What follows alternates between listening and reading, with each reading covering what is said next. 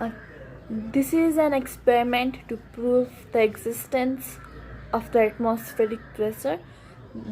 The things which we need is just a template or a postcard or whatever you have, which is hard enough and which is able to cover the surface or the mouth of the glass. And next thing is glass with the water filled in it. I also have a vessel for the protection. What we need to do is cover the mouth of the glass with this thing and to put this upside down.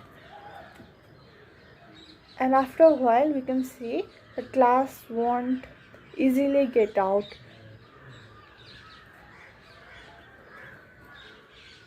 So this is our experiment done successfully.